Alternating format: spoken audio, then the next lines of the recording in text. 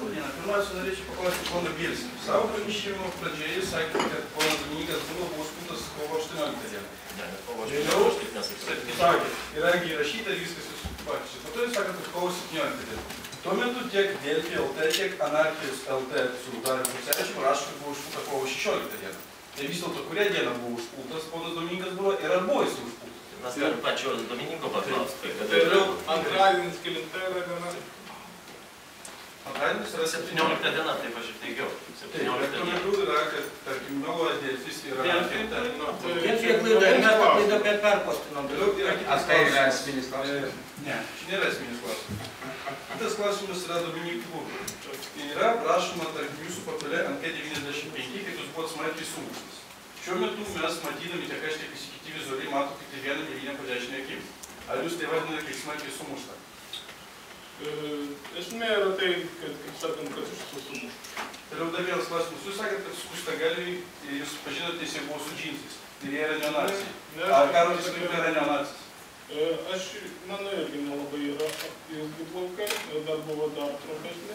Tačiau aš ne džinsus akcentavau, o visą uniformą. Tai džinsai yra sudedamoji uniformos dalis. Pasižiūrėkite į savo kolegas. Va, žiūriu, sėdi šalia ponų su kostiumu, su džinsais. Na, tai čia yra ne jūsų uniforma. Galima užduoti klausimą. Galima aš vieną dar užduosiu. Ne, palaukit. Vis konferencija yra vedimas, tvarka, klausimai, atsakymai, bet ne polemika. Tai klausimas, atsakymas ir dar vėl atsakymas. Kadangi jūs buvote sumuštas Švitrigailos gatvės rajone, jeigu bus netyčia teisėsaugos nustatyta, kad tenai jūs sumušė du vietiniai gyventojai rusakalbiai, ar jūs kreipsitės dėl tautinės ir rasinės neapykantos kurstymo? Kaip čia pasakė. Visų pirma, esmė yra, jei tai kada tai įvyks, tada aš pasakysiu. Tačiau aš neteigiu, kad tai buvo dėl tautinės ir rasinės neapykantos kurstymo, kadangi tai yra ideologiniai dalykai. Tai nėra, aš nesu kitokios rasės negu jūs ir negu tie žmonės, kurie lietuviškai kalbėdami mane sumušė. Be jokio atsakymo. Bet atsakymas yra tai, kad smurtautojai buvo lietuviai, nes jie pasakė, ką jie pasakė. Tai ką, seniai? Ne, nu teisinė kalba tai vadinasi dėl pažiūrų, persirgimas dėl pažiūrų. Ar galima man paklausti visos auditorijos? Ar yra čia žmonės, kurie pakeltų ranką ir sutiktų su teiginiu, kad smurtas prieš kitą žmogų, net ir mažiausiai mėlynį, yra gerai? Pakelkit rankas, kas taip mąsto. Jūs labai kategoriškai klausimą užduodate. Todėl, kad jeigu... Todėl mano dar vienas atsakymas. Smurtai nėra laipsnio. Smurtas yra smurtas, koks jis bebūtų. Antra, jeigu gatvėje sumuštas bet koks žmogus, bet kuri ori visuomenė su juo solidarizuojasi, netgi jeigu sumuštasis mano, kad tai padarė viena ar kita intencija kiti žmonės, jis gali tuo klysti. Bet pirmiausiai visuomenė su juo solidarizuojasi, nes jis yra užpultas. Ne pats puolė, bet užpultas. Ar tai busit jūs, ar jūs, aš solidarizuosiu su kiekvienu, kuris bus užpultas. Tai yra fundamentali norma. Dar vienas dalykas, kurį reikia paminėti ir kurio Domas nepaminėjo, yra tai, kad taip jis buvo, man paskambino ir iškart pasakė, kad buvo bent 10 smūgių į galvą, tiek ranka, tiek koja, ir neaišku, kaip būtų baigėsi, jeigu pro šalį nebūtų važiavusi policija.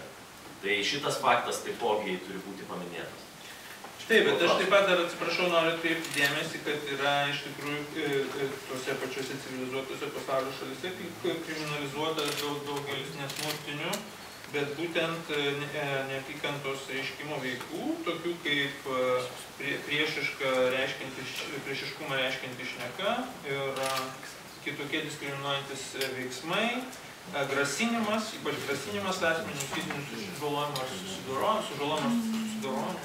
Tokie dalykai yra įmanoma juos kriminalizuoti ir tik tiek, kad, tarkime, Lietuvoje yra dar mažai praktikos, bet kadangi yra sparčiai perimami europiniai standartai, aš nebejoju, kad šitie dalykai bus reglamentuojami žymiai kruopščiau artimiausiai ateityje.